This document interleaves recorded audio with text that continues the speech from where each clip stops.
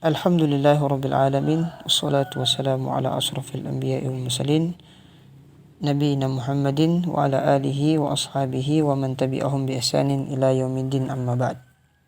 Kaum muslimin dan muslimat rahimakumullah jami'an, para pendengar sekalian yang semoga dirahmati oleh Allah Subhanahu wa taala. Alhamdulillah, dengan izin Allah dan kesempatan yang diberikan oleh Allah Subhanahu wa taala, alhamdulillah kita berjumpa kembali dalam acara nasihat, ya, yang semoga nasihat ini bermanfaat bagi kami dan kepada para pendengar sekalian, dan semoga kita senantiasa dijaga dan dilindungi oleh Allah Subhanahu wa taala. Dalam hidup kita ini pentingnya menjaga ketaatan kepada Allah Subhanahu wa taala di tengah banyaknya dosa dan maksiat. Ada satu kisah dari orang-orang soleh yang kita bisa ambil pelajaran. Beliau adalah Suhail bin Amr. Beliau ini sedang melakukan perjalanan bersama istrinya. Di tengah perjalanan, mereka kemudian bertemu dengan kawanan perampok. Yang mana kawanan perampok ini merampas semua harta yang dimiliki oleh Suhail. Baik itu makanan yang mereka bawa, ya.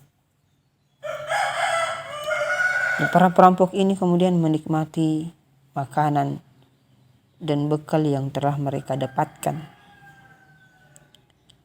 Namun ada sesuatu yang aneh bagi Suhail, karena salah satu di antara mereka ada yang tidak ikut makan. Sehingga Suhail bertanya, "Kenapa Anda tidak ikut makan?" Maka dia ini menjawab, "Saya ini sedang berpuasa." Maka semakin heranlah Suhail kepada salah satu di antara mereka yang tidak ikut makan itu. "Kamu ini, ya, merampok tapi juga berpuasa?" Kemudian ia menjawab, "Iya." Maka dia mengatakan, "Aku membiarkan satu pintu antara aku dengan Allah Subhanahu wa taala. Suatu kali aku bisa bertobat kepadanya, ya. Selang beberapa lama, ya, selang beberapa tahun Suhail kemudian bertemu dengan perampok itu dalam keadaan berhaji. Subhanallah, ia telah menjadi seorang yang ahli ibadah dan orang yang zuhud. Dia telah bertobat kepada Allah Subhanahu wa taala. Pelajaran apa yang bisa kita ambil dalam kisah tersebut, ya? Yang pertama, jangan sekali-kali kita menutup pintu kita, ya, antara kita dengan Allah Subhanahu wa taala. Satu kebaikan, satu ketaatan, jangan kemudian kita menutupnya, ya. Bisa jadi dengan ketaatan satu itu, amalan yang satu itu, amalan seorang tadi yang berpuasa kepada Allah Subhanahu wa taala, dengan pintu amalan tersebut Allah Subhanahu wa taala kemudian membuka pintu-pintu kebaikan yang lain dan menutup pintu-pintu dosa dan kemaksiatan. Ini amalan yang dikerjakan oleh seorang perampok tadi, ya. Seperti kemudian kita berdoa juga kepada Allah Subhanahu wa taala.